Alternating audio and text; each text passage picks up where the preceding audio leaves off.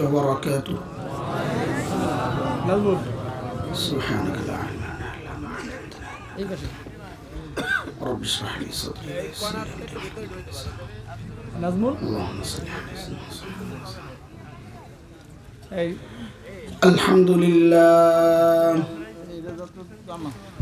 الحمد لله نحمده ونستعينه ونستغفره ونؤمن به ونتوكل عليه ونعوذ بالله من شرور أنفسنا ومن سيئات أعمالنا.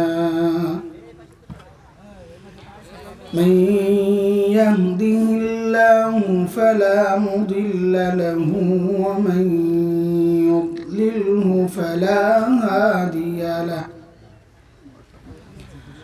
وأشهد أن لا إله إلا الله وحده لا شريك له. وأشهد أن سيدنا وسندنا وحبيبنا ومولانا محمدا عبده ورسوله.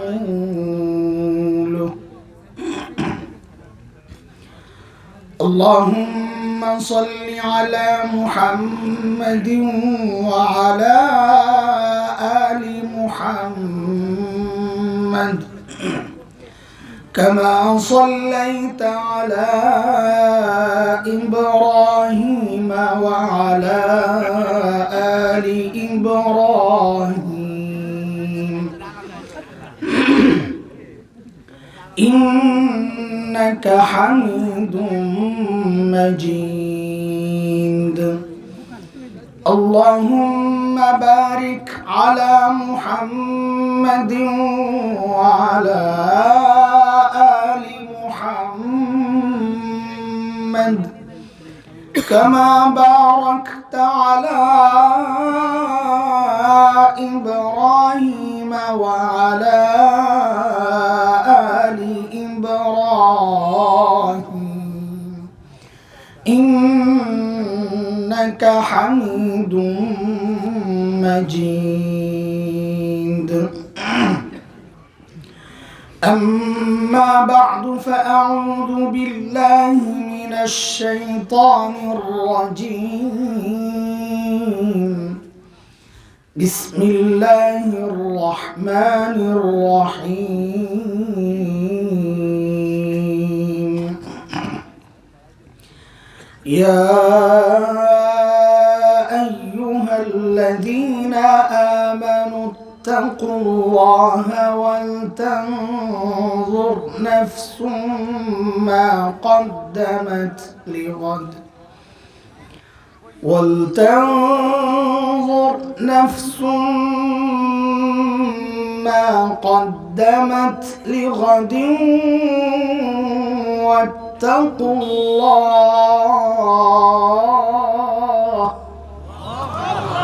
إن الله خبير بما تعملون.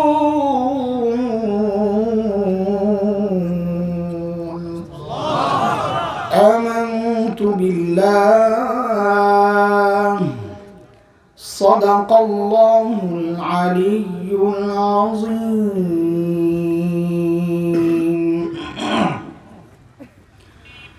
গোবিন্দপুর নুরানি হাফিজিয়া মাদ্রাসা কর্তৃক আয়োজিত আজকের এই ওয়াজ মাহফিলের চলতি অধিবেশনের সম্মানিত সভাপতি, উপস্থিত হযরত উলামায়ে কিরাম, মুরব্বিয়ানে আযম, দূর দূরান্ত থেকে আগত ইসলাম প্রিয় সুধী সমাজ, প্রিয় ছাত্র ভাইয়েরা, যুবক বন্ধুরা, পর্দার আড়ালের মা ও বোন, আল্লাহ সুবহানাহু ওয়া তাআলার অশেষ মেহেরবানি, করুণা, দয়া, যে মহান মালিক লাখো কোটি মানুষ থেকে বাছাই করে দিন এই মজলিসে আমাকে আপনাকে একত্রিত করেছে, এটা মালিকের অনেক বড় দয়া আর করুণা। কুরআন আল কারীমের মধ্যে আসছে, মালিক বলে, দিন বুঝার জন্য আমি যার দিলটা খুলে দিই, দিন মানা, দিন জানা, দিন শেখা, দিন বুঝার জন্য যাকে আমি মানসিকতা দান করি, যে মানসিকতার কারণে আজকে আপনারা এখানে এসেছেন, আল্লাহ তাআলা বলেন এই মানসিকতা যাদেরকে দান করি এটা এত বড় নিয়ামত, এই নিয়ামত যাকে দেই ওই বান্দা সারাক্ষণ আমার স্পেশাল নূরের আওতায় থাকে। দুর্ভাগ্য তার জন্য যার দিল শক্ত, দিন বুঝতে চায় না, বরং কোন কোন পোড়া কপাল উল্টা বুঝে। আলেমরা বুঝান একটা, পোড়া কপাল বুঝে আরেকটা।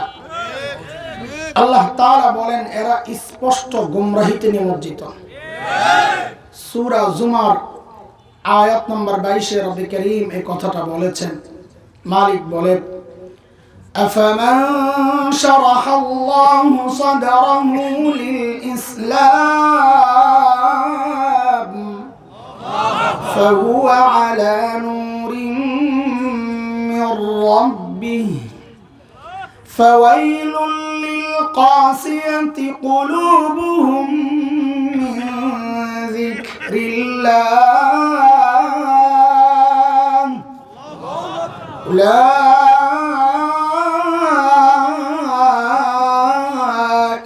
ফি দালালিন মুবিন।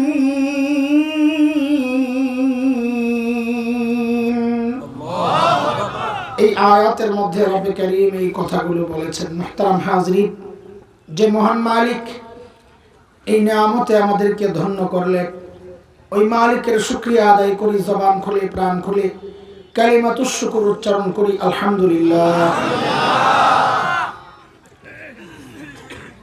আমি সূরা হাশরের ছোট্ট একটা আয়াত তিলাওয়াত করেছি। আল্লাহ তাআলার কাছে তৌফিক চাই এই আয়াতকে সামনে রেখে যেন মালিক এমন কিছু কথা বের করে দেন যে কথাগুলো এক নম্বর আমার নিজের হেদায়েতের জন্য, সাথে আপনাদেরও হেদায়েতের জন্য জরিয়া হয়, ওসিলা হয়। আপনারাও দোয়া করতে থাকেন আল্লাহ তাআলা যেন যে কথাগুলো বলতে চাই, কথাগুলো যেন আল্লাহ তাআলা আমাকে সহজে বলার বুঝানোর তৌফিক দান করেন। লম্বা সময় থেকে একাধারে প্রতিদিন চলছে তিনটা চারটা করে প্রোগ্রাম।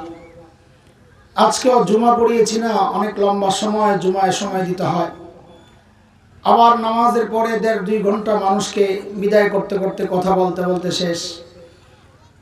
মসজিদ থেকে বের হয়ে অল্প চারটা খাইয়েই দূর, এখানে বয়ান করে আবার আরেক জায়গায় বয়ান করতে হবে। সব মিলায়া এলোমেলো এক অবস্থা, আমাদের উপর দিয়ে কি যাচ্ছে একটু বুঝে। দোয়া করতে থাকেন আল্লাহ তাআলা যেন আমাদের হিদায়াতের জন্য যে কথাগুলো দরকার আল্লাহ যেন ওই কথাগুলি বের করে দেন। মুহতারাম হাজরিন, আমি যে আয়াতে কারিমা তিলাওয়াত করেছি ওই আয়াতে মালিক আমাকে আপনাকে বড় মায়া করে ডাক দিয়ে বলছেন, ইয়া আইয়ুহাল্লাযীনা আমানু, ও ঈমানদারেরা। এই ডাকটা মালিকের বড় মায়ার ডাক। কুরআনে আল্লাহ ঈমানদারদেরকে দুই ভাবে ডেকেছেন, ও মানুষ, ইয়া আইয়ুহান নাস, আর এক হচ্ছে ইয়া আইয়ুহাল্লাযীনা আমানু, ও ঈমানদারেরা। হযরত মুফতি শফি রাহমাতুল্লাহি আলাইহি বলেন এই দুই ডাকের মধ্যে অনেক পার্থক্য। কি পার্থক্য? বলে আমরা আমাদের সন্তানদেরকে ডাকার ক্ষেত্রেও এই পার্থক্যগুলো করি। আমরা আমাদের সন্তানদেরকে কখনো কখনো নাম ধরে ডাকি, ওই আব্দুল্লাহ, কথার কথা। তো সন্তান বুঝে বাবা হয়তো রেগে আছেন, ডাকের নমুনা ভালো না। কিন্তু কখনো কখনো বাবার সন্তানের যে সম্পর্ক, ওই সম্পর্ক ধরে ডাক দেন, আব্বু। তখন সন্তান বুঝে যে বাবা আমাকে মায়া করে ডাক দিয়েছে। ঠিক আল্লাহ সুবহানাহু ওয়া তাআলা যখন ডাকেন, ও মানুষ, আল্লাহ যেন নাম ধরেই ডাকলেন। আর যখন আল্লাহর সাথে বান্দার যে সম্পর্ক, ঈমানের সম্পর্ক, ওই সম্পর্ক ধরে যখন আল্লাহ ডাক দেন, ও ঈমানদারেরা, তখন বুঝে নেওয়া যে আল্লাহ আমাকে বড় মায়া করে ডাক দিয়েছে। আমি যে আয়াত পড়েছি এই আয়াতে আল্লাহ মায়া করে ডাক দিয়ে কি বলছেন? ইয়া আইয়ুহাল্লাযীনা আমানুত্তাকুল্লাহ ওয়ালতানজুর নাফসুম মা কদ্দামাত লিগাদিন ওয়াত্তাকুল্লাহ।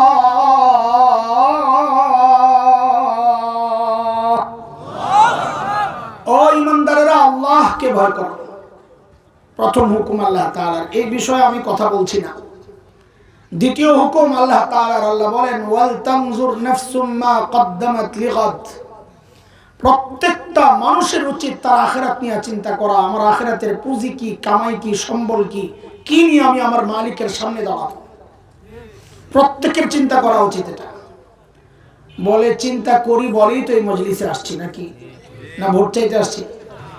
আপনারা জিলাপি খাইতে আসছেন? আসেনি জিলাপি? সিন্নি নাই? আরে পোড়া কপাল, সিন্নি ছাড়া আসেন কি জন্য? আপনারা যেখানে সিন্নি দেয় ওখানে যাইবেন, ওয়াজও শুনবেন, সিন্নিও খাইবেন। আমাদের টার্গেট তো আখিরাত, তাই না? কিন্তু দোস্ত, আখিরাতের ফিকির যেমন করা দরকার, আখিরাতের জন্য যেভাবে প্রস্তুতি নেওয়া দরকার, যতটুকু করা দরকার আমাদের ঠিক ততটুকু হচ্ছে কিনা, ঠিক তেমন হচ্ছে কিনা, না ঘাটতি আছে, ঘাপলা আছে, ত্রুটি আছে, বিচ্যুতি আছে, কমতি আছে, কেমনি বুঝবো? তো আল্লাহ সুবহানাহু ওয়া তাআলা আমাদের সামনে হযরতে সাহাবায়ে কেরাম রিদওয়ানুল্লাহি আলাইহিম আজমাইনদেরকে মডেল আর নমুনা বানাইছেন যে তুমি তোমার ঈমানকে সাহাবীদের ঈমানের সাথে মিলায়া দেখো। যদি মিলে তো তোমার ঈমান ঠিক আছে, না মিললে ভেজাল আছে, ঠিক করে নাও। কার কথা? কথা বলেন। আল্লাহ বলছেন فَإِنْ آمَنُوا بِمِثْلِ مَا آمَنْتُمْ بِهِ فَقَدِ اهْتَدَوْا وَإِنْ تَوَلَّوْا فَإِنَّمَا هُمْ فِي شِقَاقٍ।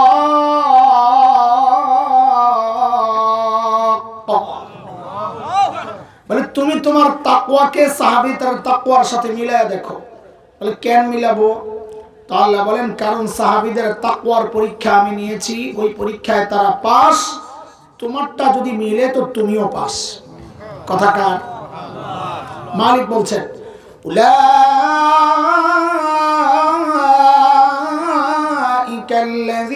ইমতাহানাল্লাহু কুলুবাহুম লিত্তাকওয়া লাহুম মাগফিরাতুন ওয়া আজরুন আযীম।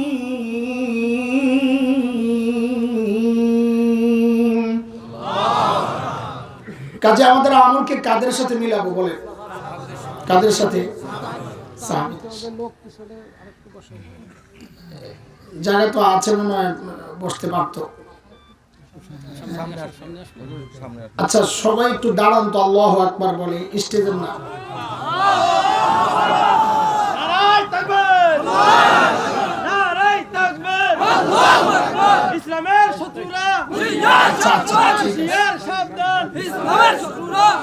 ইসলামের শত্রুরা আমাদের চেয়ে বেশি হুঁশিয়ার। আর কত হুঁশিয়ার করবে? নিজে হুঁশিয়ার অমিয়া, শত্রুরে বলে হুঁশিয়ার হইতে। প্রত্যেকে নিজের সামনের ফাঁকা জায়গা পুরা করে বসে, কথা ছাড়া একটু কথা ছাড়া থাকতে পারে। মহিলার মতো হয়ে গেছে। আরে কথা নাই, সুযোগ পাইলে তাসবিহ পড়বে, একটু ফাঁক পাইলে কথা শুরু করে। এর মধ্যে কত কথা জমা থাকে। মহিলা প্যান্ডেল আছে, সর্বনাশ। বলবেন না আমি বদনাম পিটানি দেওয়া। কথা নাই। আচ্ছা এদিকে থেকে ঢুকতে পারলেন না আপনারা? না থাক, আপনারা দাঁড়ায় পাহারা দেন, কেউ একদম হামলা টামলা করলে ঠেকাই যান। সবাই খেয়াল করেন, আমাদের আমলকে কাদের সাথে মিলাইতে হবে? এখন আপনি আজানের আগে দুরূদ শরীফ পড়বেন কি পড়বেন না? ওই যে মাইকের মধ্যে অনেক জায়গায় আজানের আগে দুরূদ শরীফ পড়ে, আপনি পড়বেন কি পড়বেন না এটা আপনার ব্যাপার। মাইক আপনার, মসজিদ আপনার, মুয়াজ্জিনের খরচ আপনি দেন, আপনার যা মনে চায় করেন। কিন্তু আলেম হিসাবে আমার অনুরোধ, আপনি আপনার এই আমলকে সাহাবীদের আমলের সাথে মিলাইয়া দেখেন। যদি মিলে করেন, না মিলে ছেড়ে দেন। আপনি দুরূদ শরীফ বসে পড়বেন না দাঁড়ায়া, শুয়া পড়বেন না লাফাইয়া। জিলাপি আপনার প্রোগ্রাম, আপনার, আমি বলার কি। তবে আলেম হিসাবে অনুরোধ, আপনি আপনার এই আমলকে সাহাবীদের আমলের সাথে মিলাইয়া দেখেন, যদি মিলে তো জিলাপি একটা আমারও দেন, আর না মিললে আপনিও ছেড়ে দেন।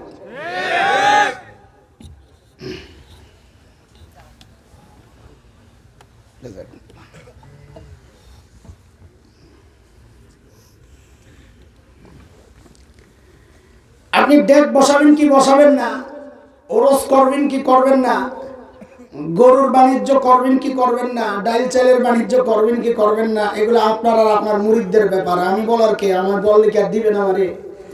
আপনি শুধু এই আমলটাকে সাহাবীদের আমলের সাথে মিলাইয়া দেখেন যে নবীর দরবারে গরু আসতো কিনা, ডাইল চাল আসতো কিনা, হাদিয়া তোফা। যদি মিলে তো আপনিও দেন ভাই, মাঝে মাঝে আমারও কিছু পাঠায়েন, আর না মিললে আপনিও ছেড়ে দেন। আমল কাদের সাথে মিলাইতে হবে? সাহাবীদের সাথে আমাদের আমল হুবহু মিলবে না, এটাও মাথায় রাখা। ছোটবেলায় আমরা একটা গজল গাইতাম, তখন তো গলা সুন্দর ছিল, এখনের মতো তার ফাটা ভাষা ছিল না, তিলাওয়াত করতাম খুব সুন্দর। গজল আমি গাইতাম চাইতাম না, আমার কখনোই এটা খুব আগ্রহের ব্যাপার ছিল না। গলা সুন্দর দিয়ে সবাই তালে তালে দিয়ে দিত একটা গা। তো একটা গজল আমরা গাইতাম ছোটবেলায়। এখন গজল গায়ে টাইম পাস করার জন্য বলছি না, আমি 2 লাইন শুধু বক্তব্যটা শোনানোর জন্য বলছি। বয়ানে বৈশাখ গজল গাওয়ার বিরুদ্ধে আমি বলি, টাইম পাস করা এগুলো আর কিচ্ছু না। তো গাইতাম আমরা কি, জন্ম যদি হতো মুদের রাসূল পাকের কালে, আহা রাসূল পাকের দেশে। তো আমাদের ওস্তাদরা আটকায় যায়, রাসূল পাকের কালে জন্ম হইতো যদি, গাধা কোন যুগে জন্ম হইলে তোমার জন্য ভালো, রে তুমি ভালো বুঝো না আল্লাহ ভালো বুঝো। নবীর যুগে জন্ম হইলে যে তুমি সাহাবী হইতে, আবু বকর হইতে, আর কি গ্যারান্টি তুমি তো আবু জাহেল হইতে পারতে। পরে তো আরেক বিপদ হইতো। যেই যুগে পাঠানো দরকার আল্লাহ আমাকে আপনাকে ওই যুগেই পাঠাইছে। তবে একটা খুশির খবর আছে, শুনবেন? হ্যাঁ, 2 মাস আগে আপনাদের এলাকায় টমেটোর কেজি কত ছিল? 100 টাকা। আচ্ছা, মাশাআল্লাহ। আচ্ছা বলেন তো, ওই টমেটোটা ফ্রেশ ছিল না ভেজাল? ভেজাল টমেটো খাইছেন 100 টাকা। মাশাআল্লাহ। আপনাদের এলাকায় কি টমেটোর চাষ হয়? কম। প্রচুর যখন হয়, মানে যখন ফুল সিজন থাকে, তখন টমেটোর কেজি কত হয়? 10 টাকা, 5 টাকা। আচ্ছা 10 টাকাই ধরেন, একটা স্ট্যান্ডার্ড। এত 5 টাকা হলে সস্তা হয়। 10 টাকার যে টমেটোটা খান, ওইটা ফ্রেশ না ভেজাল? বলে ফ্রেশটা খান 10 টাকায়, ভেজালটা খান 100 টাকা। আরে সুবহানাল্লাহ, মাথায় এত বুদ্ধি। আচ্ছা, এই উল্টা হওয়ার কারণ কি বলেন? মাশাআল্লাহ, মাশাআল্লাহ। এই না, কথা বললে কিছু কথা আগানো যায়। সিজন আর আনসিজন, এটাই হচ্ছে সিস্টেম। সিজনের জিনিস হয় ফ্রেশ, কিন্তু রেট হয় কম না অরিজিনাল? কি ওই অরিজিনাল রেট। অফ সিজনের জিনিস হয় ভেজাল, কিন্তু রেট হয় বেশি। এটাই আমাদের খুশির উপলক্ষ। ওই যে পাগলের সুখ মনে মনে একটা কথা আছে, এটাও আমাদের মতো পাগলদের একটা মনে মনে সুখ। সেটা হচ্ছে আল্লাহর সাথে যখন একা একা কথাবার্তা বলবেন, মাঝে মধ্যে আল্লাহর সাথে একা একা কথা বললেন, একা একা কথা বললে মহাব্বত বাড়ে। চুপচাপ এক জায়গায় বসে গেল, কি খবর, ভালো আছেননি? আমি আছি, আপনি যেমন রাখছেন আর কি। রাগেন না, শয়তানে মাঝে মাঝে উল্টা পাল্টা করা, মাফ করে দিয়ে মাঝে মাঝে আল্লাহর সাথে কথা বলবেন, মহাব্বত বাড়বে। তো ওই রকম এক মুহূর্তে বলবেন, আল্লাহ আমারও তো ইবাদতের সিজনে পাঠান নাই, নবী যুগে, সাহাবীদের যুগে, খায়রুল কুরুনে পাঠান নাই, পাঠাইছেন তো ফাসাদের জমানায়, অফ সিজনে। তা আল্লাহ জানেন না এটা? তো হয়তো জিজ্ঞেস করবেন তো কি হয়েছে, তা আস্তে করে বলবেন, আল্লাহ যেহেতু অফ সিজনে পাঠাইছে, আমার আমলগুলো একটু ভেজাল হবে, কিন্তু রেটটা বাড়াইয়া দেওয়া লাগবে। পারবেন না ইনশাআল্লাহ? আরে দোস্ত, এটা আমার বানানো কথা না, এটা হাদিসে ইঙ্গিত আছে। আমি কোনো বানানো কথা বলবো না ইনশাআল্লাহ। হাদিসে কি আছে? আল্লাহর হাবিব সাল্লাল্লাহু আলাইহি ওয়াসাল্লাম বলেছেন, মান তামাসসাকা বিসুন্নতি ইনদা ফাসাদি উম্মতি ফালাহু আজরু নিয়াতি। এই যে আমি চুপ রয়েছি যেন আপনারা বলেন, নাহলে আমি ডাইরেক্ট বললে তো আবার বলবেন যে ভুল টুল বললো কিনা। আমাদের মুফতি আব্দুল মালিক দামাত বারাকাতুহুল আলিয়া বলেছেন, মিআ সহ হাদিসটা দুর্বল, মিআটা ছাড়া হাদিস ঠিক আছে। এবার শুনেন, নবী বলেন, মান তামাসসাকা বিসুন্নতি, ইনদা ফাসাদি উম্মতি ফালাহু আজরু শাহীদ। আমার যে উম্মত ফাসাদের জমানায়, ফিতনার জমানায়, বুঝার জন্য আমি বলি অফ সিজনে। কোন সিজনে? নবী বলেন কোন উম্মত যদি অফ সিজনে সুন্নতকে আঁকড়ে ধরে, আল্লাহ তাআলা তার সুন্নতের আমলের রেট বাড়ায় দেন। বলে রেট বাড়ায় কি দেন? বলে সুন্নতের জায়গায় আল্লাহ তাআলা তার আমল নামায় শাহাদাতের সওয়াব লিখে দেন। তাইলে শেষ জামানায় আমলের রেট বাড়ে কি বাড়ে না? কথা বলে না? হ্যাঁ, এটা তো হাদিসে ইঙ্গিত আসছে। সাহাবীদের সাথে আমাদের হুবহু মিলবে না, তো করণীয় কি? বলে করণীয় হচ্ছে কাছাকাছি আসার চেষ্টা করা। বড়রা বলেন দুনিয়ার জিন্দেগিতে সাহাবীদের যত কাছাকাছি আসতে পারবা, হাসরেও সাহাবীদের তত কাছাকাছি থাকতে পারবা। কাজে আমাদের আখিরাতের জন্য আমরা টার্গেট বানাবো কাদের আমলকে? যে ওই জায়গায় যত কাছাকাছি যাওয়া যায়। তো টার্গেট বানানোর জন্য তো আগে টার্গেট ঠিক করতে হবে, সাহাবীদের সাথে আমাদের দূরত্ব কত, তারপরে না আগানোর চেষ্টা। বুঝেন, বুঝে বুঝে আগান। ছোটবেলায় আমরা লেখাপড়া করছি, খেলাধুলাও তো করছি একটু, না না খেলেন নাই? আরে রিস্কের কোনো কাম নাই তো, আমি তো স্বীকার করতেছি আমিও খেলছি। এবার বলেন খেলছেন কিনা? লেখাপড়াও করছি। এখনকার বাচ্চারাও খেলাধুলা করে, লেখাপড়াও করে। তা আমাদের সাথে ওদের পার্থক্য কোন জায়গায়? পার্থক্য হচ্ছে আমরা লেখাপড়া করছি, ফাঁকে ফাঁকে খেলছি, আর এখনকার বাচ্চারা খেলাধুলা করে ফাঁকে ফাঁকে লেখাপড়া করে। ঠিক কথা। ঠিক সাহাবায়ে কেরামের সাথেও আমাদের পার্থক্যর মূল পয়েন্ট এমনই। সাহাবায়ে কেরাম আখিরাতের কাজ করেছেন, দুনিয়ার কাজও করেছেন। বকরি চড়িয়েছেন, কৃষি কাজ করেছেন, খেজুর বাগান পরিচর্যা করেছেন, ব্যবসা করেছেন, আখিরাতের কাজও করেছেন। আমরাও দুনিয়ার কাজ করি, আখিরাতের কাজও করি। পার্থক্য কি? পার্থক্য হচ্ছে সাহাবায়ে কেরাম আখিরাতের কাজ করতেন, ফাঁকে ফাঁকে দুনিয়ার কাজ করতেন, আর আমরা দুনিয়ার কাজ করি, ফাঁকে ফাঁকে আখিরাতের কাজ করি। মূল পার্থক্য এখানে। এই দূরত্ব যত কমাতে পারবেন, হাসরেও তত কাছাকাছি থাকতে পারবেন ইনশাআল্লাহ তাআলা। ভাই বুঝতেছেন কথাবার্তা? কে কে বুঝতেছে দেখি? আল্লাহু আকবার, মাশাআল্লাহ মাশাআল্লাহ মাশাআল্লাহ। আবার যারা আমাকে চিনেন তারা তো জানেন ভাই আমি কথা আস্তে আস্তে একটু একটু করে আগাই, বুঝায়া বুঝায়া ক্লাসের মতো করে। উড়া দুরা আমি পারি না, আমার সে যোগ্যতা নাই। যদি আশা করেন যে টান মাইরা হতায় এলাম আপনার ঘরে, তো জানগা ভাই আমার সেই গলাও নেই। আমি ভাঙ্গা গলার পাবলিক, আজকে আরো বেশি ভাঙ্গা। গত 2-3 সপ্তাহ থেকে একেবারেই গলা বসা। কিছু কথা শুনে যান, এখান থেকে দিল পরিবর্তনের একটা নিয়ত আজকে করে ফেলেন ইনশাআল্লাহ, যে এই মজলিস ছাড়বো ওই অবস্থায় যে আমার আগের জীবন আর এই মজলিসের পরের জীবন এক হবে না ইনশাআল্লাহ। এই পাক্কা নিয়ত আছে তো ইনশাআল্লাহ। একদিন হযরত ওমর রাদিয়াল্লাহু আনহু, সাইয়েদনা আবু বকর সিদ্দিক, চলে সাহাবায়ে কেরামের আখিরাতের ফিকির কেমন ছিল, ধরন কেমন ছিল একটু দেখে আসে, তাইলে নিজেদের অবস্থান পরিষ্কার হবে। সাইয়েদনা আবু বকর সিদ্দিক রাদিয়াল্লাহু আনহু যখন খলিফা, তো ওনার রাষ্ট্র পরিচালনার সিস্টেম ছিল দরবারে বিধবা অসহায় নারীদের লিস্ট থাকতো। কেন? স্বেচ্ছায় যদি কেউ খিদমত করতে চায় ওই লিস্ট ধরে চলে যেত। এটা অনেক সওয়াবের কাজ। নবী আলাইহিস সালাম বলেছেন যারা ইয়েতিম আর বিধবার দায়িত্ব নেয় ওই ব্যক্তি আর আমি নবী জান্নাতে পাশাপাশি থাকব। এটা তো এই সমাজের একটা কুৎসিত চেহারা, যে এই সমাজের কিছু মানুষ অন্য বিধবার দায়িত্ব আদায় করবে থাক দূরের কথা, নিজের বিধবা মায়েরই খেদমত করে। আসেনি? অসভ্য অসভ্য, এর চেয়ে অসভ্য আর কেউ নাই যে নিজের মা পাইলো কিন্তু জান্নাত বানাইতে পারলো না। একদিন হযরত ওমর রাদিয়াল্লাহু আনহু আসছেন। কেন? যে কোন এক বুড়ির ঠিকানা নিয়ে ওই বুড়ির খেদমতে যাবেন। চিন্তা করেন আখিরাতের ফিকির সাহাবায়ে কেরামকে কিভাবে ধরছে। ওমরের মতো মানুষ আসছেন বুড়ির বাড়ির কাম করবে ওই নিয়তে। পুরা লিস্ট তালাশ করে দেখেন নাই কিছু, সব বুকড। একটা নাম পাইছেন খালি, হযরত ওমর। ওই নাম ঠিকানা ধরে পরদিন সকালে ফজরের পর পর যায় বুড়ির বাড়িতে হাজির। কখন বলেন? কথাটা জিজ্ঞেস করতেছি মনোযোগ আকর্ষণের জন্য। সাহাবায়ে কেরাম দিনের কাজ শুরু করতেন ফজরের পরপর, কারণ নবী আলাইহিস সালাম যারা সকালে কাজ করেন তাদের জন্য আল্লাহর কাছে বরকতের দোয়া করছেন।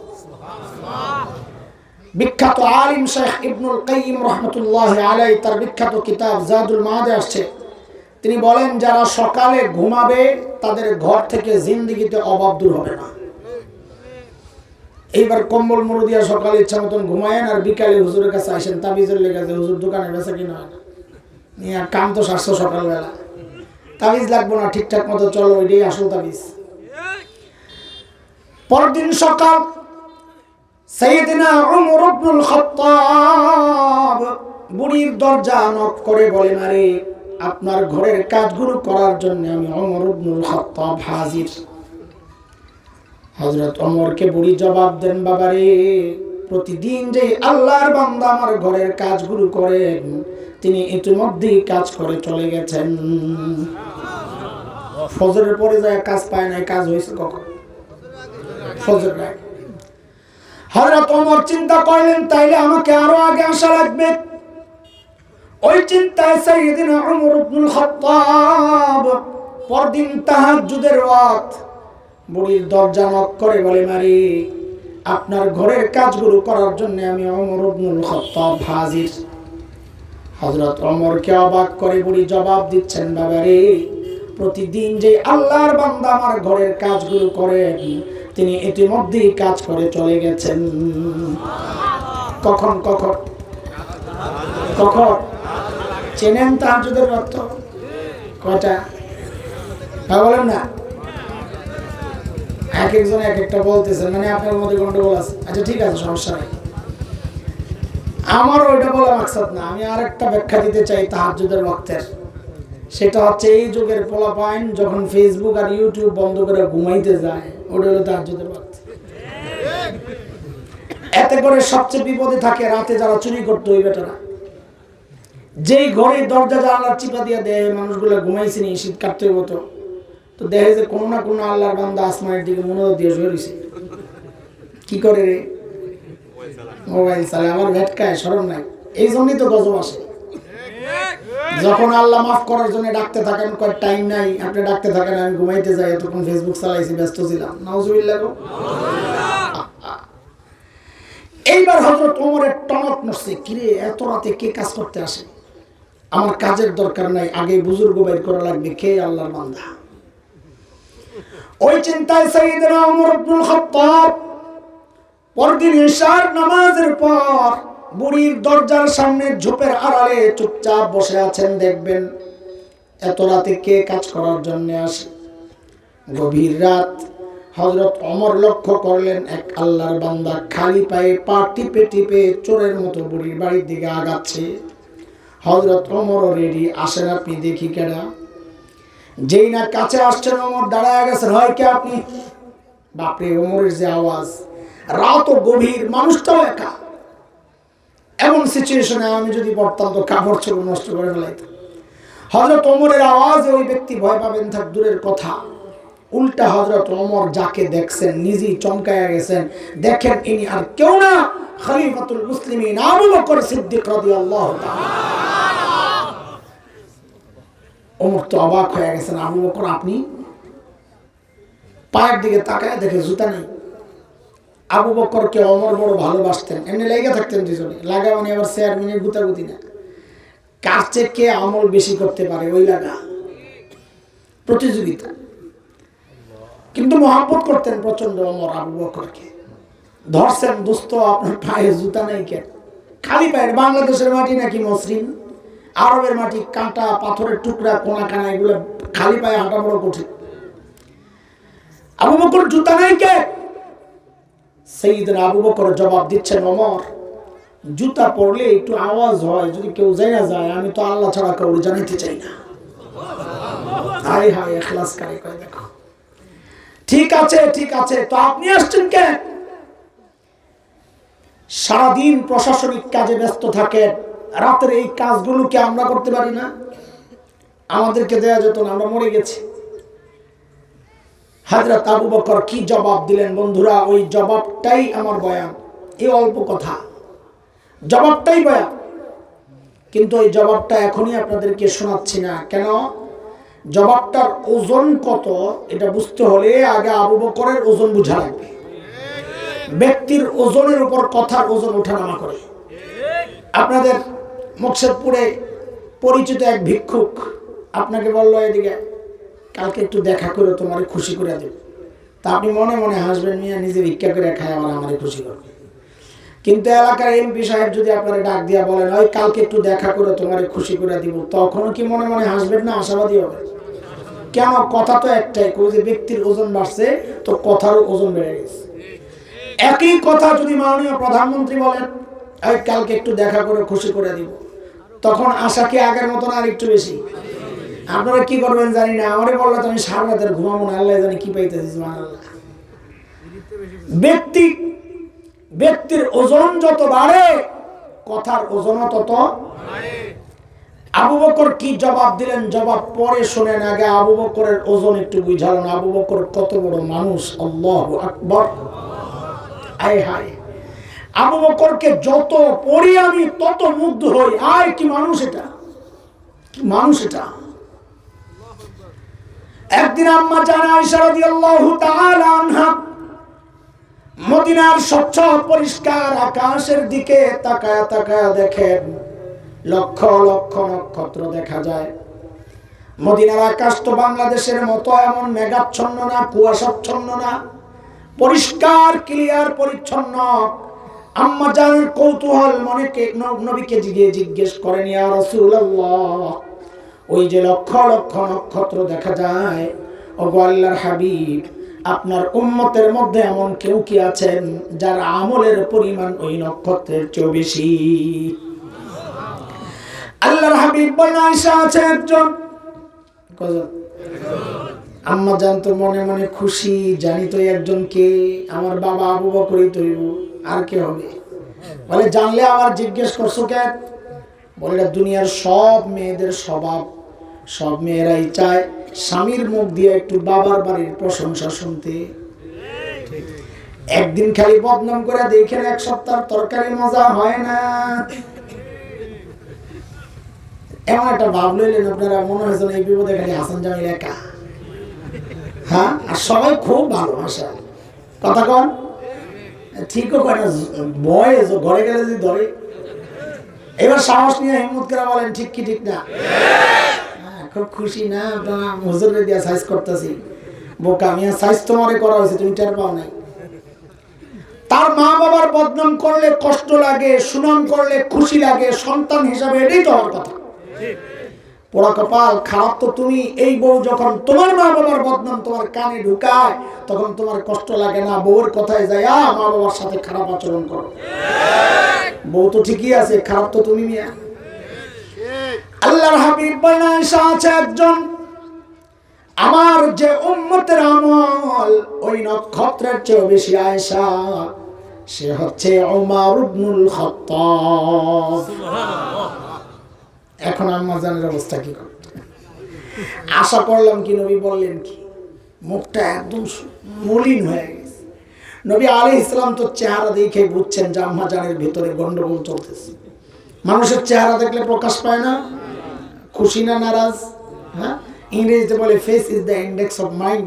মানুষের ভেতরে কি কাজ করে তার চেহারায় প্রকাশ পায়। আর জামাই বউ হলে তো কথাই নেই। বউ একটু মাইন্ড করলে জামাই টের পায়, জামাই একটু মাইন্ড করলে বউ টের পায়, ঠিক কিনা?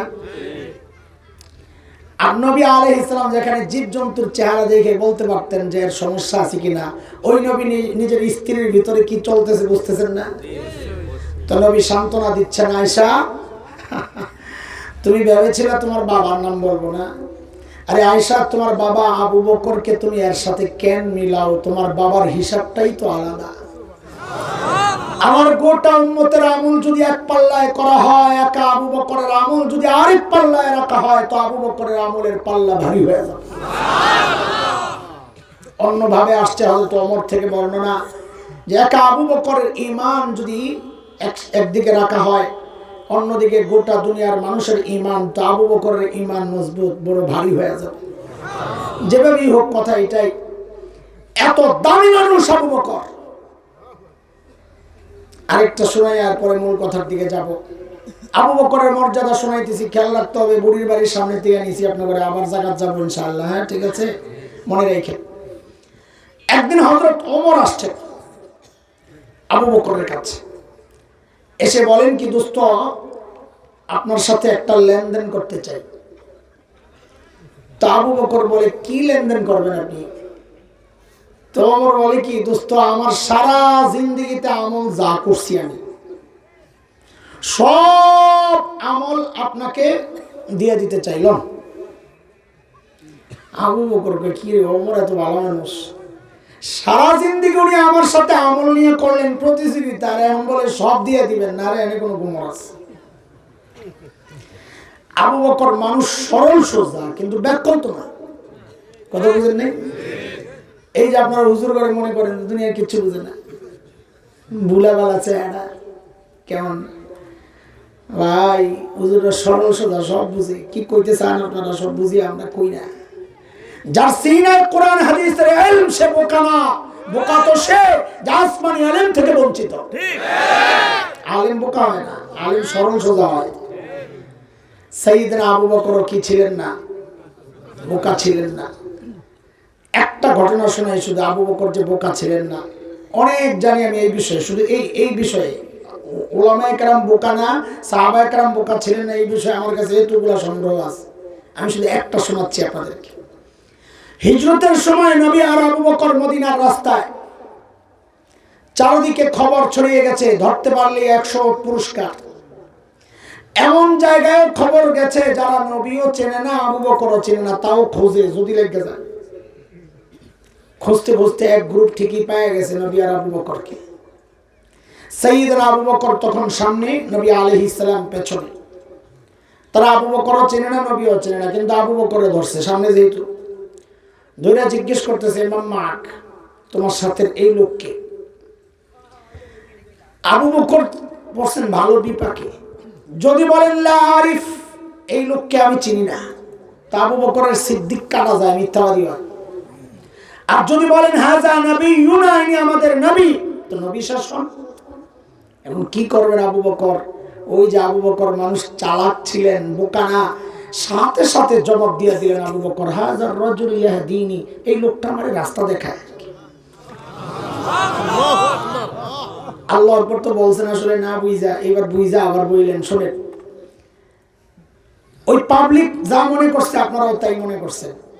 কাফেররা মনে করছে এই সামনের লোক রাস্তা চেনে না, পেছনের লোক গাইড করতেছে, ডাইনে বামে সোজা, ডাইনে বামে। আবু বকরের নিয়ত এটা ছিল না। আবু বকরের নিয়ত ছিল আরেকটা, হাজার রাজুল ইয়াহদিনি ইলাল জান্নাহ, এই লোকটা আমারে জান্নাতের রাস্তা দেখায়। বলেন কথা কি মিথ্যা না সত্য? আবু বকর কি ছিলেন না? বোকা।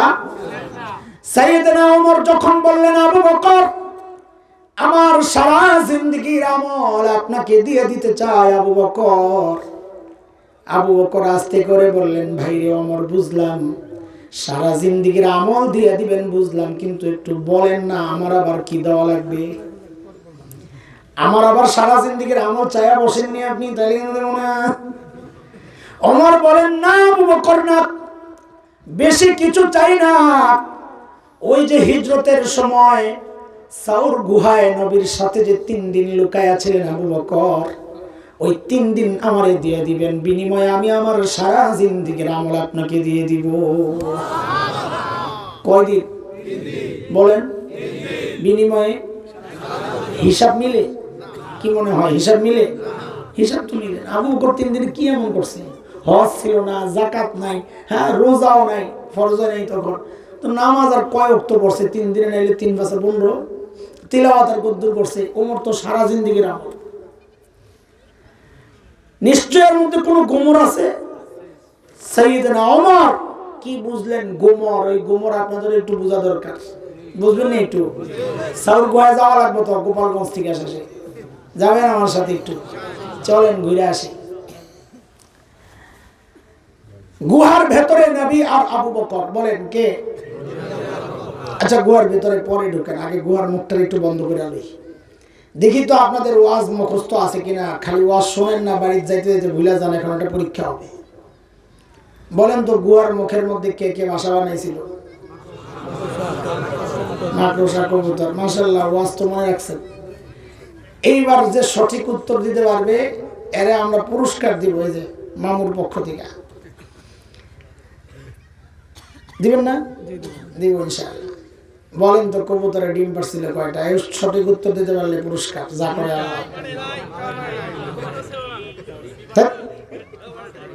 আন্দাজি আন্দাজি কথা। ডিম পারে নাই, বাঞ্জা কবুতর দুইটা। আয় হায় হায়, অধিকাংশ চুপচাপ। বলে কি এবারে তামাশা শুরু করছে, নবীর সাথে সংশ্লিষ্ট একটা গল্প নিয়ে হুজুর তামাশা শুরু করছে, এটা ভালো মনে করছিলাম। এটাও দেখি পাত্রা। হ্যাঁ, আমি তামাশাই করতেছি। কি জন্যে? কারণ মুহাদ্দিসরা বলেছেন কবুতরের গল্পটা পুরাই জাল, বানোয়াট, মিথ্যা কথা। কবুতরই ছিল না, আমরা বৈশা বৈশা ডিম গনি।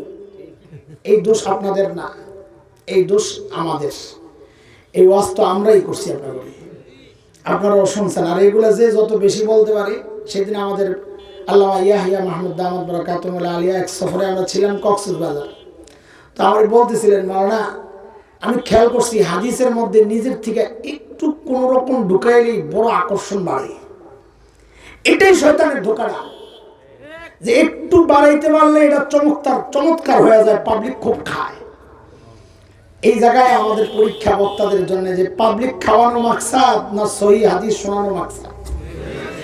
হ্যাঁ, কিন্তু অধিকাংশই তো পাবলিক খাওয়ানো মাকসাদ। যে যত তামাশা করতে পারে, যে যত আনন্দের খোরাক জোগাইতে পারে, তার বাজার দর তত বেশি।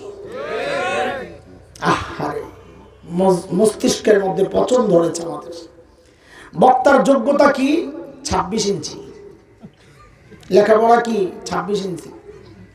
বলেন না, বক্তার যোগ্যতা কি? 26 ইঞ্চি। লজ্জা লাগে না আপনাদের? এখন কথা শুনেন যে বসে বসে যায়, একটা মূর্খ, কিচ্ছু জানে না, রুমাল টুমাল দিয়ে ঘুমটা দিয়ে বউয়ের মতো। বক্তার যোগ্যতা কি? এই বক্তা কোন জায়গায় লেখাপড়া? বক্তার যোগ্যতা হলো বক্তা আগে বেরিয়েছিল, বক্তার যোগ্যতা কি? আগে মহিলা ছিল, এখন কি পুরুষ। এটাই তার যোগ্যতা। মানুষ ওটা দেখার জন্য অস্থির। ওয়াজ শুনবে, তিলাওয়াত করতে পারে না শুদ্ধ করে। ওয়াজ শোনার জন্য আলেমও বসে দিচ্ছে। মস্তিষ্কের মধ্যে পচন কোন লেভেল পর্যন্ত পৌঁছে একটু বলেন, কিভাবে বলবো আপনাদেরকে? সব শিল্পী বক্তা হয়ে যাচ্ছে। বলে আপনার হিংসা লাগে না? আরে ভাই, হিংসা লাগে না, আফসোস লাগে যে এমন একটা মূল্যবান জায়গা, যাকে শামসুল হক ফরিদপুরের মতো আমাদের আকাবিররা আবাদ করেছেন, এই মজলিস, আর এখন এইভাবে হেলায় খেলায় ফাইজলামি আর দুষ্টামি আর এই সমস্ত গল্প গুজব আর গজল আর গান গায়ে গায়ে মজলিস শেষ।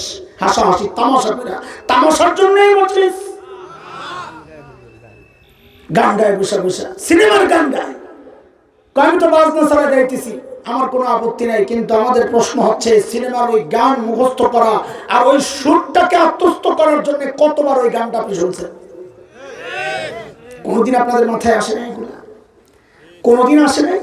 যেই যে মাওলানা সিনেমার গানটা অন্য শব্দে গাইতেছে, এই গানটার সুর নকল করতে এই মাওলানাকে ওই গানটা কতবার শুনতে হয়েছে? সুর নকল করার জন্য সিনেমার গান শোনা যায়, তাই না? তো তিনি কিভাবে ওই গান সুর নকল করলেন বলেন? কোনোদিন মাথায় আসে না আপনাদের এগুলো? যেই মানুষটা কবিরা গুনাহ করতেছে প্রকাশ্যে, তার কবিরা গুনাহ প্রকাশ্যে সে স্বীকৃতি দিচ্ছে, আমি কবিরা গুনাহ করছি, কারণ ওই সুর সে কেমন নকল করলো? এই সুর নকল করে সে আপনাকে শোনাচ্ছে, আপনিও শুনতেছেন। হায় হায় হায় হায় হায়, গুনাহগার তো আপনিও হচ্ছেন। শুধু বক্তার একার দোষ না, আপনারা যারা দাওয়াত দিচ্ছেন দোষ আপনাদেরও। আপনারাও কেন তাকে দাওয়াত দিচ্ছেন? কেন গড়াডাঙ্গা মাদ্রাসায় কি আল্লাহ ওয়ালা বুজুর্গ নেই? হ্যাঁ, আমাদের কওমি মাদ্রাসায় দাওরা হাদিস পড়ান যারা, তাদেরকে পছন্দ হয় না আপনার? গলা নাই, তাই না? গজল যায় না, তাই না? আন্দাজি কিস্সা যায় না, তাই না? ওহো দোস্ত, আপনি আপনার ওয়াজের মাকসাদাকে ঠিক করেন। যদি মাকসাদ হয় ফালতুগিরি করা, তো ওয়াজের নামে ধোঁকা দেওয়ার দরকার নাই। আপনি মেলার আসর বসান, যাত্রাপালা করেন, গানের মজলিস করেন, কিন্তু ওয়াজের নামে মানুষের সাথে মুনাফিকি আর ধোঁকাবাজি করেন না আল্লাহর রাস্তায়। এই মজলিস আমার আকাবিররা আবাদ করেছেন। শামসুল হক ফরিদপুরের গায়ের রক্ত ঝরেছে, ঘাম ঝরেছে, চোখের পানি ঝরেছে, হাফিজজির চোখের পানি ঝরেছে, জীবন শেষ হয়েছে এই মজলিস কায়েম করার জন্য। এটা এমনি এ পর্যন্ত আসে নাই। আপনারা এইভাবে নষ্ট করে দিবেন এই মজলিসগুলা। আল্লাহ সহি বুঝদান করেন সবাইকে, সবাইকে, বক্তা, শ্রোতা, আয়োজক সবাইকে, সব জায়গায় পছন্দ হয়েছে। চলেন এবার ওই যে কবুতরের থেকে আসছিলাম কথায় না, মাকড়সার জালের ব্যাপারটাও আমি খোঁজ নিয়েছি হাদিসের কিতাব থেকে, দেখেছি ওইটাও বানোয়াট না, তবে দুর্বল। হাদিস কি? মুহাদ্দিসরা বলেছে মর্যাদা বলার ক্ষেত্রে, গল্পের ক্ষেত্রে দুর্বল বর্ণনাও আনা যায়, ব্যবহার করা যায়। সেই হিসাবে আমি মাকড়সার ব্যাপারটা একটু আলোচনায় আনতে চাই, একটা সূক্ষ্ম বিষয় বোঝানোর জন্য। গুহার ভেতরে কে আবার বলে? নবী আর আবু বকর। নবী আর, একটু বুঝে শুনে বলেন তো, আল্লাহ যদি চাইতেন গুহার মুখটাকে পাথর দিয়ে প্যাকেট করে, যেন বোঝা না যায় এখানে একটা গুহা আছে, পাথর দিয়ে প্যাকেট করে গুহার ভেতরটাকে আল্লাহ তাআলা যদি চাইতেন জান্নাতের টুকরা বানাতে পারতেন কি পারতেন? আল্লাহ তা করেছেন? না করে মাকড়সার জাল দিয়েই নিরাপত্তা দিলেন। কেন? আল্লাহ জগৎবাসীকে দেখায় দিয়েছেন, এরে দুনিয়ার মানুষ দেখো, আমি যদি আমার দিন বাঁচাতে চাই তো আমার পারমাণবিক অস্ত্র লাগে না, সাবমেরিন আর ট্যাঙ্ক কামান লাগে না, যুদ্ধ বিমান লাগে না, লাখো সৈন্যের দরকার হয় না। আমি যদি আমার দিন বাঁচাতে চাই, আমি মাকড়সার জাল দিয়ে আমার দিন বাঁচিয়ে দিতে পারি। শর্ত হচ্ছে ঈমান লাগবে, আবু বকরের ঈমান। ঈমান যদি মজবুত হয়, তাকে পরাজিত করতে পারে এমন কোন শক্তি দুনিয়ায় অতীতও আসে নাই, বর্তমানেও নাই, ভবিষ্যতেও আসবে না ইনশাআল্লাহ। বিখ্যাত বীর, বিপ্লবী বীর শেখ ওমর মুখতার রাহিমাহুল্লাহ, লিবিয়ার ইটালিয়ানরা যখন লিবিয়া দখলে নেয়, শেখ ওমর মুখতার তার কিছু সঙ্গী সহ মুক্তিযুদ্ধ চালাচ্ছিলেন, প্রতিরোধ যুদ্ধ। ইটালিয়ানরা সিদ্ধান্ত নিল বোমার বিমান দিয়া গোটা এলাকা বম্বিং করে শেষ করে দিবে। একজন এসে শেখ ওমর মুখতারকে বলল, হযরত, আমাদের কাছে তো বিমান বিধ্বংসী অস্ত্র নাই, চলেন আমরা পালাই। শেখ ওমর মুখতার, আর ঈমান কি জিনিস যুবক, খেয়াল করো। শেখ ওমর মুখতার এক ঈমান দীপ্ত জবাব দিয়েছেন, পাল্টা প্রশ্ন করে, প্রশ্নটাই তার ছিল জবাব। তিনি জিজ্ঞেস করলেন, এই ওদের বোমারু বিমানগুলা কি অনেক শক্তিশালী নাকি? তো বলে, হ্যাঁ অনেক শক্তিশালী। তো বলে, কত শক্তিশালী ওই বিমানগুলা? আরশের উপরে দেওয়া যায় না, আরশের নিচে দেওয়া যায়। আপনি কি বলেন না বলেন, কোথায় আরশ, কোথায় সাত আসমান, কোথায় মহাশূন্য, এর কত নিচে দিয়া বিমানগুলা যায়? থুরো তো, এর ডরায় আত কি? যদি আরশের উপর দিয়া যেত তাইলে আমি ভয় পেতাম যে আমাকে রক্ষা করবেন যে আরশের মালিক। বম যদি তার মাথায় একটা পড়ে তো আমাকে কে বাঁচাবেন? আমার মালিক যদি ঠিক থাকে আমার কোনো টেনশন নেই। আরে ভাই, তিনি মূলত সূরা তাওবার শেষ আয়াতের তরজমা শোনাইছেন, যে আয়াতের মাধ্যমে আল্লাহ সুবহানাহু ওয়া তাআলা প্রিয় হাবিব সাল্লাল্লাহু আলাইহি ওয়াসাল্লামকে সান্ত্বনা দিয়েছেন এই বলে, ফাইন তাওয়াল্লাউ ফাকুল হাসবিয়াল্লাহ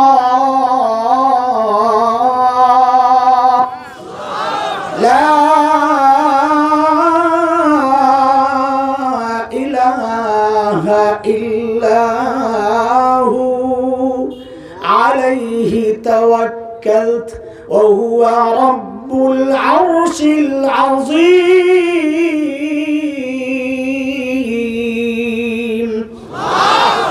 নবী, আপনি আপনার উম্মতদেরকে জানায়া দেন, তোমরা যদি আমাকে অসহযোগিতা করো, দরকার নেই সহযোগিতা, আমার জন্য আমার আল্লাহই যথেষ্ট। আমার ভরসা কেবল তার উপর, তার ক্ষমতা জানো, তিনি আরশে আজিমের মালিক। কিন্তু সমস্যা কি জানেন? ওই আল্লাহ তো এখন মারা গেছে, বুড়া হয়ে গেছে, বান্দারে বাঁচাইতে বাঁচাইতে ক্লান্ত হয়ে গেছে, হসপিটালে ভর্তি, একটু রেস্টে আছে, করোনা ধরছে না আগের মতো।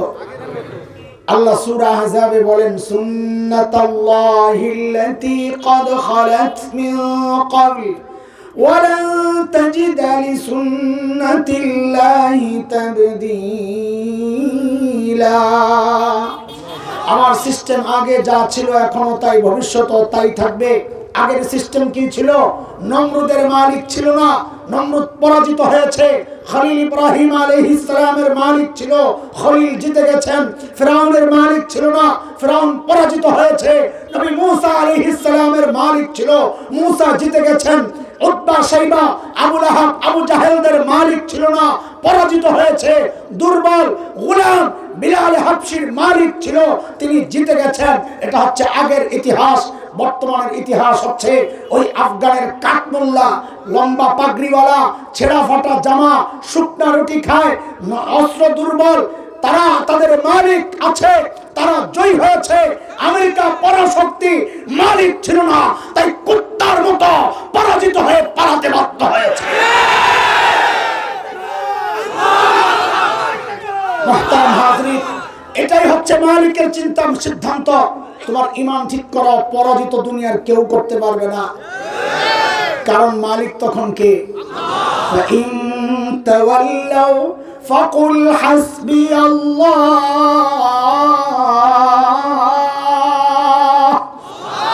লা ইলাহা ইল্লাহু আলাইহি তাওয়াক্কালতু ওয়া হুয়া রাব্বুল আরশিল আযীম।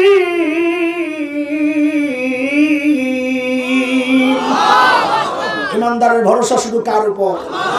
ইমানদার পরাজিত হয় না, সাময়িক পরীক্ষার মুখোমুখি হয়। ইমানদার কি হয় না? সাময়িক পরীক্ষার। ঠিক আছে, চলেন এবার গুহার ভেতরে যাই। মুখ বন্ধ করছি। আল্লাহর হাবিব সাইয়েদনা আবু বকরের কোলে মাথা রেখে ঘুমাচ্ছিলেন। ঘুম থেকে উঠে নবী দেখেন যে আবু বকরের চেহারার মধ্যে চিন্তার ছাপ। নবী জিজ্ঞেস করতেছেন, আবু বকর এত চিন্তিত কেন আপনি? কি হয়েছে আপনার? আবু বকর দেখা ইয়া রাসূলুল্লাহ, ওই যে গুহার মুখের দিকে তাকায় দেখেন কাফেররা হাঁটতেছে। লাউ আন্না আহাদাহুম ইয়ানজুরু ইলা কদামাইহি, নবী আমার গুহার মুখের দিকে তাকানোর দরকার নাই। ওদের যে কেউ একজন যদি নিজেদের পায়ের দিকেও তাকায়, তাও তো আমাদেরকে দেখে ফেলবে। নবী সান্ত্বনা দিচ্ছেন, আবু বকর আপনি ভেবেছেন কি? হ্যাঁ, এই গুহার ভেতরে খালি আমি আর আপনি, আমাদের সাথে বুঝি আর কেউ নাই? না আবু বকর না, শুধু আমি আর আপনি না, আমাদের সাথে কে আছে?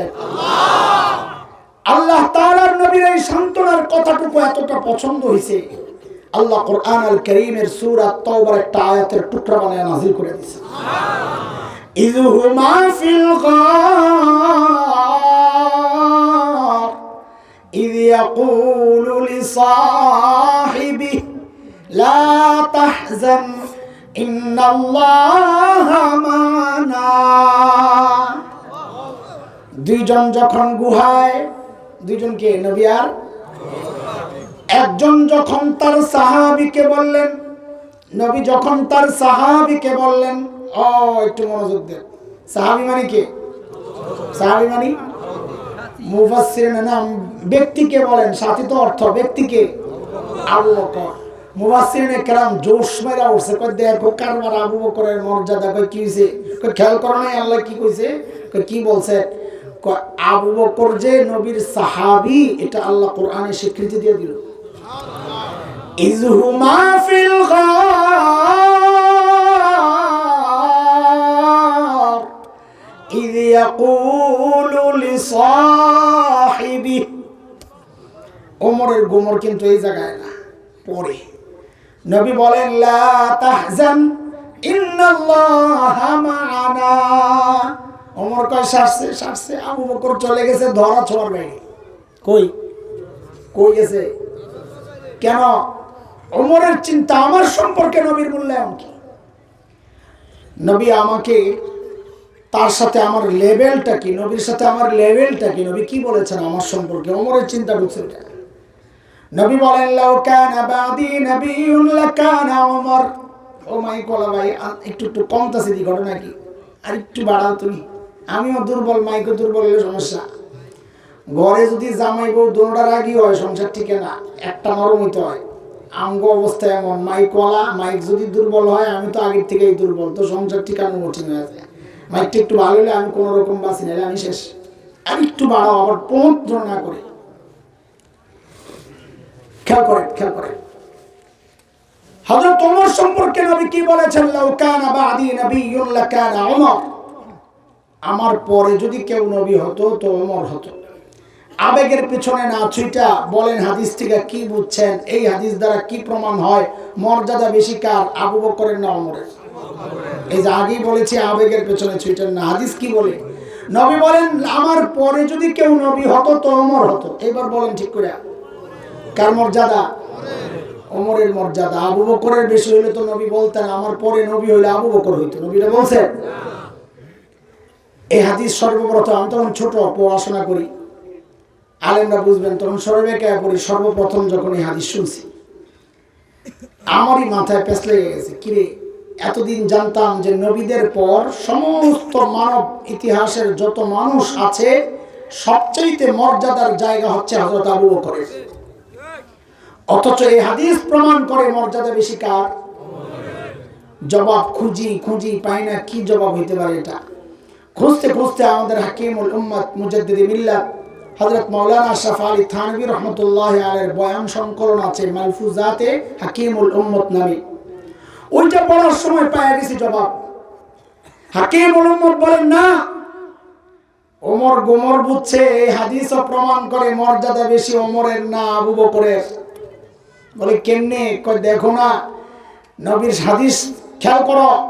নবী বলেন লাউ কানা বাদি নাবিয়্যুন লাকানা ওমর। আমার হাতের দিকে দেখেন আর বুঝতে থাকেন। নবী বলেন আমার পরে যদি কেউ নবী হতো ওমর হতো। কবে? বলেন, যদি না পড়ে বলেন কবে? কবে? কবে?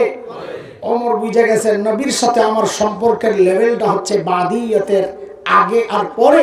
নবী বলেন ওমর আপনার সাথে আমার সম্পর্কের লেভেল হচ্ছে আমি আগে আর আপনি ওমর কে শাসছে। সারা জিন্দেগি আমল করে পাইলাম বাদিয়তের মুকুট, আগে আর পরের মর্যাদা।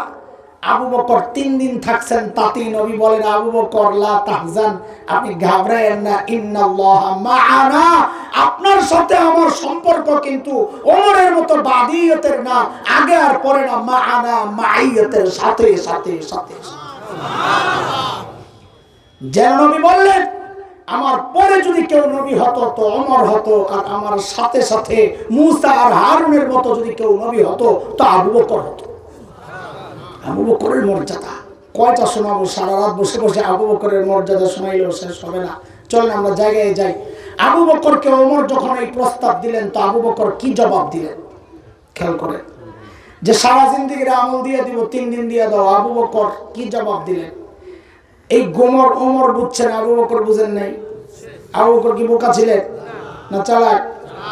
আবু বকর কি জবাব দিলেন শুনেন।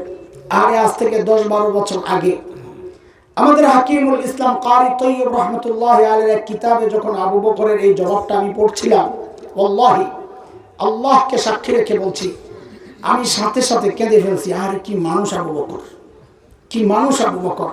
আবু বকর জবাব দেয় কি জানেন? ওমর বলেন কি আপনি? আরে ওমর বলেন কি আপনি? এই 3 দিন যদি আপনার দিয়ে দেই ভাইরে, তো আমার আর থাকে কি জীবনে? তো আমি কিছু করতে পারি না, এটাই তো আমার পুঁজি। চিন্তা করা যায়।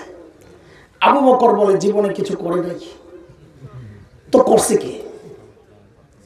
কি করেন নাই নবীর জন্য? আবু বকর কি করেন নাই? হিজরতের রাতে নবী আলাইহিস সালাম যায় আবু বকরের ঘরে, খালি টোকা মারছে, সাথে সাথে দরজা খুলে গেছে। নবী অবাক হয়ে গেছেন, আবু বকর আপনি ঘুমান নাই? সাইয়েদনা আবু বকর জবাব দেন, ইয়া রাসূলুল্লাহ, ওই যে 6 মাস আগে বলেছিলেন আবু বকর রেডি থেকেন, বের হওয়া লাগতে পারে।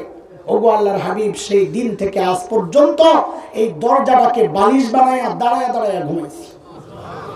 বিছানায় পিঠ লাগাইলে দরজা খুলতে যদি দেরি হয়, আপনার যদি কষ্ট হয়, আমি শুই নাই, দাঁড়ায়া দাঁড়ায়া ঘুমাইছি। সেই আবু বকর বলেন আমি কিছু করতে পারি নাই। তাবুকের যুদ্ধের সময় নবী চাঁদা চাইছেন, কার কাছে কি আছে নিয়ে আসো। আজকে ওমর মহা খুশি, আবু বকরকে হারাইয়া দিবে, কারণ দেওয়ার ব্যাপার আসছে। আবু বকরের তো নাই, দিবি কি? সব তো দিয়ে শেষ। ওমর দৌড়ে গেছেন বাড়িতে, ঘরে সামান যা ছিল সব নামায়া 2 ভাগ করলেন ওমর। 1 ভাগ ঘরে রেখে আসলেন। অর্ধেক নিয়ে আসলেন নবীর দরবারে, ইয়া রাসূলুল্লাহ আমার চাঁদা। নবী জিজ্ঞেস করেন ওমর মা আবকাইতা, খেয়াল করেন সূক্ষ্ম কথা। নবী জিজ্ঞেস করেন ওমর মা আবকাইতা, ওমর ঘরে কি রেখে আসছেন? ওমর কয় প্রশ্ন শুই নাই তো মনটা খারাপ হয়ে গেছে, আজকে আবু বকরকে হারানোর কোনো রাস্তা নাই। নবী প্রশ্ন ঘুরাইয়া দিছে। নবী যদি জিজ্ঞেস করতেন ওমর কি আনছেন, তাইলে আমি জিততাম, কারণ পোটলা আমারটা বড়। কিন্তু নবী জিজ্ঞেস করছেন উল্টাইয়া, কয় ওমর ঘরে কি রাইখে আসছেন? আমি তো অর্ধেক রাইখে আসছি, আবু বকর কিছু রাইখে আসবে বইলা মনে হয় না, নাই তো কিছু। সাইয়েদনা আবু বকর আসতেছেন ছোট্ট পোটলা। নবী আবু বকরকেও সেম প্রশ্ন করেছেন, মা আবকাইতা আবু বকর, ঘরে কি রেখে আসছেন আবু বকর? আরে বন্ধুরা, আবু বকরের জবাব পরে শোনেন, আগে আবু বকরের ছোট্ট মেয়ে হযরত আসমার জবাবটা একটু শোনেন। কি মানুষ এরা, পুরো পরিবারটা আল্লাহ কি বানাইছেন, সুবহানাল্লাহ। নবী আর আবু বকর যখন হিজরত করে মদিনার পথে, আবু বকরের বাবা হযরত আবু কুহাফা রাদিয়াল্লাহু আনহু তখনও মুসলমান হন নাই, তিনি মক্কা বিজয়ের দিন মুসলমান হয়েছেন। আবু বকরের সাথে সম্পর্ক ছিন্ন, আবু বকর মুসলমান হয়ে গেছে। আবু বকরের ঘরে যায় না আবু কুহাফা, সম্পর্ক নাই, কেটা। কিন্তু আবু বকর যখন চলে যান, এখন তো আবু কুহাফার অন্তরে জ্বলে জ্বলে, কেন ওই যে নাতিপুতি আছে, কয় হারে না জানি ওগুলা না খায়া মরে। কারণ দাদা তো দাদা, সন্তানের উপর রাগ থাকলেও নাতিপুতির জন্য মায়া লাগে কি লাগে না? আবু কুহাফা অভিমান ভেঙ্গে আবু বকরের ঘরে দরজায় আসে, হযরতে আসমাকে ডেকে বলেন, দাদু ভাই, বাবা তো চলে গেছেন, ঘরে তো মনে হয় কিচ্ছু নাই, আম্মাকে জিজ্ঞেস করো কি লাগবে। ছোট্ট আসমা জবাব দেন, দাদু ভাই আপনি চিন্তা করেন না, আপনি চিন্তা করেন না, আব্বা যাওয়ার সময় ঘরে যথেষ্ট পরিমাণ রেখে গেছেন। আবু কুহাফা চলে গেছে, কিছু দূর যায় আবু কুহাফার মাথায় আসছে, আরে আমার ছেলে আবু বকরকে তো আমি চিনি। সন্তানের চরিত্র সম্পর্কে সবচেয়ে ভালো জানেন কে? বাবা মা। আবু কুহাফার চিন্তা, আবু বকর যে লেভেলের পাগল, ওই পাগল আবার ঘরে যথেষ্ট পরিমাণ রেখে যাবে, এটা কেমন কেমন জানে লাগতেছে। হযরত আবু কুহাফা আবার ফেরত আসছেন আবু বকরের ঘরে, দরজায় নক করে বলে, দাদু ভাই বুঝলাম বাবা ঘরে যথেষ্ট পরিমাণ রেখে গেছেন, একটু বলো না কি রেখে গেছেন। ছোট্ট আসমা জবাব দিচ্ছেন, দাদু ভাই আব্বা যাওয়ার সময় ঘরে আল্লাহ আর তার রাসূলকে রেখে গেছে, আমাদের জন্য ওগুলাই যথেষ্ট, আপনি টেনশন করেন না। ওই ছোট্ট বাচ্চার জবাব যদি এই হয়, তো বাবা আবু বকরের জবাব কি হইতে পারে? আবু বকর জবাব দেন, ইয়া রাসূলুল্লাহ, ওই যে ঘরের বেড়াগুলো খেজুর পাতার বেড়া, আসার সময় থাপড়ায়া থাপড়ায়া আসছি, কেন মাঝে মধ্যে সুই গেঁথে রাখতাম, সুই থাপড়ায় আসছি যেন একটা সুই পর্যন্ত ঘরে থেকে না যায়। ওগো আল্লাহর হাবিব, আসার সময় একটা সুই পর্যন্ত রেখে আসি নাই, আসার সময় কেবল আল্লাহ আর তার রাসূলকে রেখে আসছি।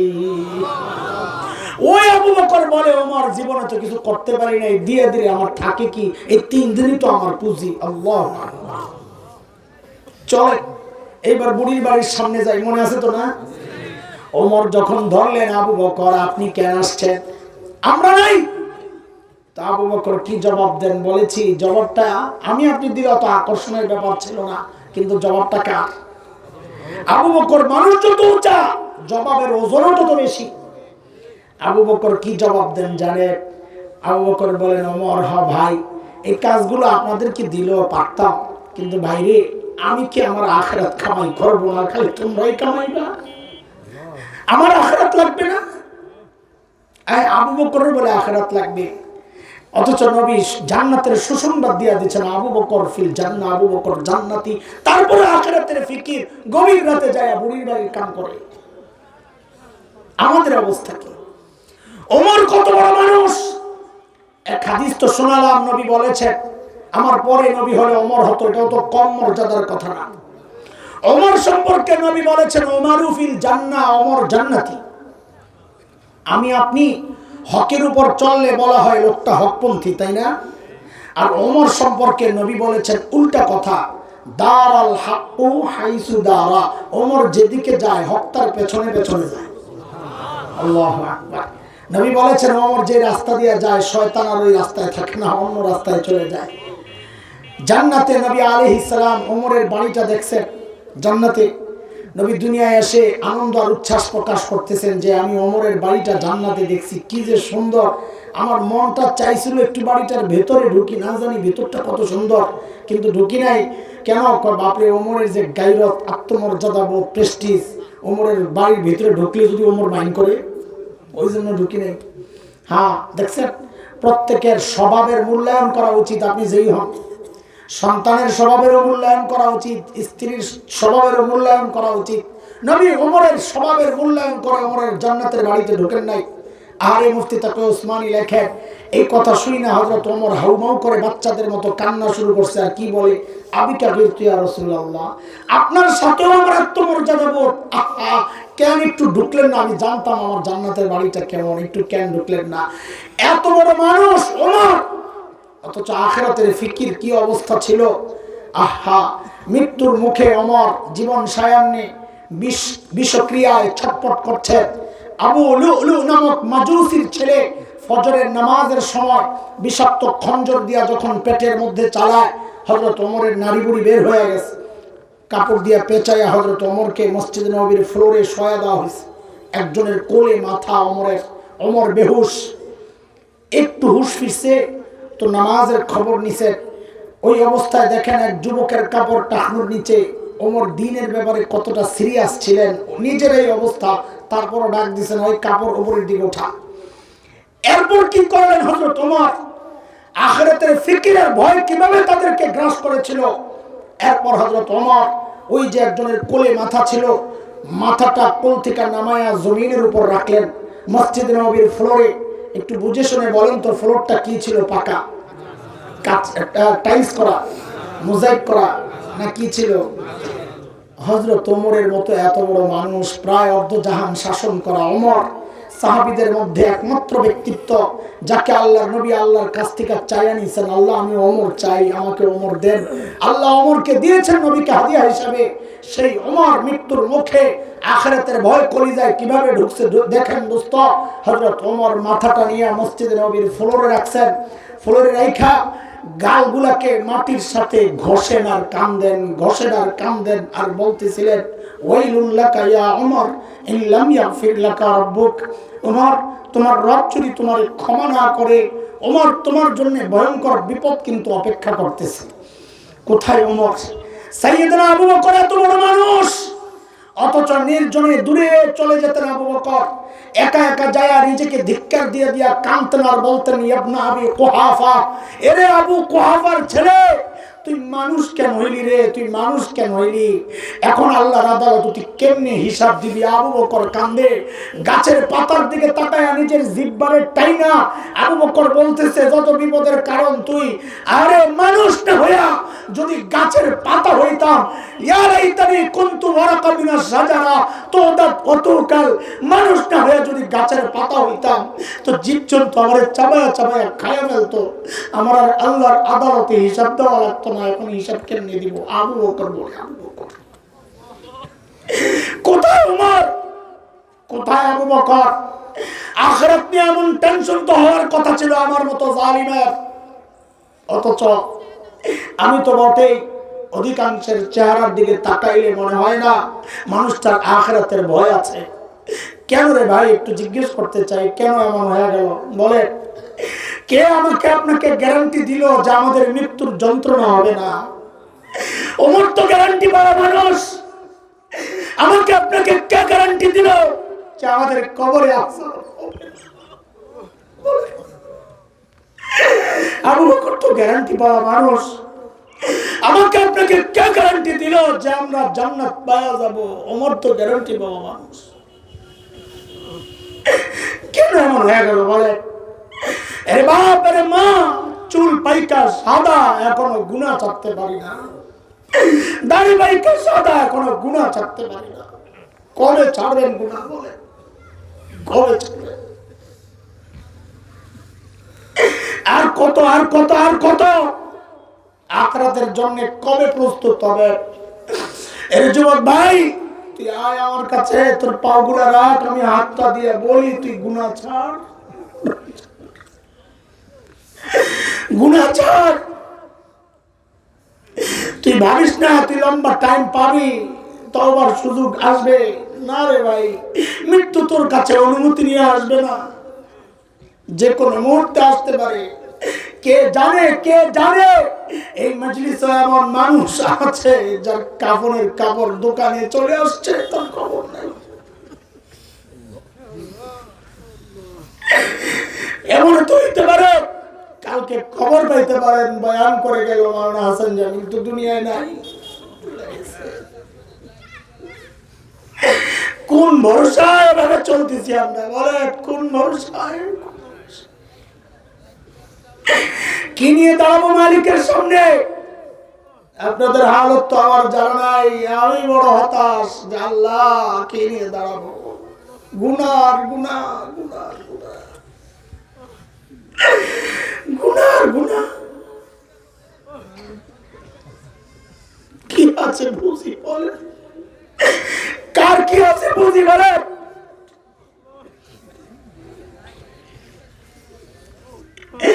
এর যুবক ভাই আমার, এই দামি হায়াতের একটা ভাগ তুমি ফেসবুকে দাও, এক ভাগ তুমি ইউটিউবকে দাও, এক ভাগ খেলোয়াড়রা পায়, গায়ক গায়িকা পায়, নায়ক গায়িকা পায়, বন্ধু বান্ধব পায়, তোমার চাকরি পায়, ব্যবসা পায়, মা বাবা পায়, সন্তান পায়, বিবি পায়, স্বামী পায়। হায় হায়, যিনি এই হায়াতটা দিয়েছেন একটু ভাগ সে মালিক পায় না। মালিকের ভাগ্যে ভাগ জোটে না, টাইম জোটে না। অথচ জালিম ওই গাছটার দিকে তাকায় দেখ, মনে হয় গাছটা বুঝি এমনি দাঁড়ায় আছে। আরে না, ওই গাছটাও দাঁড়ায় দাঁড়ায় মালিকের তাসবিহ পড়তেছে। যে নিকৃষ্ট কুকুরটাকে তাড়ায় দেস, ওই কুকুরটাও রুকুর হালতে তার মালিকের তাসবিহ পড়ে। পড়ি না আমি আর তুই? জালিম, আমাদের হাতে টাইম নাই, আমরা ব্যস্ত, আমাদের টাইম নাই। টাইম আসবে আসবে, কিন্তু সেদিন লাভ হবে না। চিৎকার করে করে শুধু কাঁদতে হবে আর বলতে হবে ইয়া লাইতানি কদ্দামতু লিহায়াতি, আয় জীবনে যদি কিছু কামাইতাম, আমার হায়াতের সময় যদি কিছু কামাইতাম। সেদিন লাভ হবে না, জাহান্নামে নিক্ষেপ করে বলা হবে সুম্মা ফি সিলসিলা যারউহা ৭০ যিরাআন ফাসলুকু, ৭০ গজ লম্বা শেকল দিয়ে পেঁচায়া টাইনা টাইনা নাও। আব্দুল্লাহ ইবনে আব্বাসের রিওয়ায়াত, শেকলের এক মাথা নাকের ছিদ্র দিয়া ঢুইকা পায়খানার রাস্তা দিয়ে বের করে টাইনা নাও।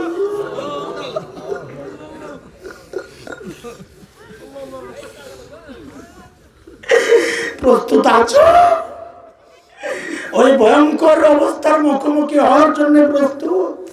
কি প্রস্তুতি আছে বলো? ওই জন্যই মালিক বড় মায়া করে ডেকে ডেকে বলছেন ইয়া আইয়ুহাল্লাযীনা আমানুত্তাকুল্লাহ ওয়াল তানজুর নাফসুম মা কদ্দামাত লিগাদ ওয়াত্তাকুল্লাহ ইন্নাল্লাহা খাবীরুম বিমা তা'মালুন। ওরে ইমানদাররা, ভয় করো কাকে? আল্লাহ বলছেন ওয়াল তানজুর নাফসুম মা কদ্দামাত লিগাদ। প্রত্যেকটা মানুষের উচিত তার আখিরাত নিয়ে চিন্তা করা, যে আমার আখিরাতের পুঁজি কি, কামাই কি, সম্বল কি, আমি আমার মালিকের সামনে কি পেশ করব। এই যে মাহফিলগুলোর মাকসাদ, এটাই হচ্ছে মাকসাদ, যে একটু আখিরাতের চিন্তা করা। হয় আমি কি করছি, আমার কি করা দরকার, ভুলে যাওয়া মালিককে, মালিকের সাথে সম্পর্ক একটু জুড়ে দেওয়া, এগুলোই হচ্ছে মাহফিলের মাকসাদ। যারা এই সুন্দর আয়োজন করেছেন তাদেরকে মোবারকবাদ। আমাদেরকে দাওয়াত করে সম্মানিত করেছেন, কিছু কথা বলার সুযোগ করে দিয়েছেন, আমরা আপনাদেরকে মোবারকবাদ জানাই। আল্লাহ তাআলা আপনাদেরকে কবুল করেন। উঠেন না, একটু বসেন, 1-2 মিনিট একটু বসেন, দোয়া করে যাবেন না। মুসাফির মানুষ, আমার ভাড়ায় চলে যাবেন এতক্ষণ বসে থেকে। খুব বেশি জরুরত হলে যাবেন, ওযু ইস্তেনজার যদি জরুরত হয় তাহলে আলাদা, না একটু বসেন। আমি আপনার বেশি, তারা আমার, আমি অনেক দূরে যাব মাহফিল করার জন্য। যারা যে মাদ্রাসাওয়ালারা আমাদেরকে সুন্দর একটা মজলিসের ব্যবস্থা করে দিয়েছেন, তারাও আমাদের কাছে কিছু পায়। মাদ্রাসাগুলো চলা কত কষ্টের আপনারা জানেন। অল্প সময়ের মধ্যে দোয়ার আগে সাদাকা করেন, দোয়া কবুল হবে ইনশাআল্লাহ। মোহতামিম সাহেব কই তো, এই ক্যামেরাগুলো সব বন্ধ করে দেন, ভিডিও টিডিও বন্ধ করে দেন, শেষ আর লাগবে না। মোহতামিম সাহেব কোথায়? মোহতামিম সাহেব হুজুর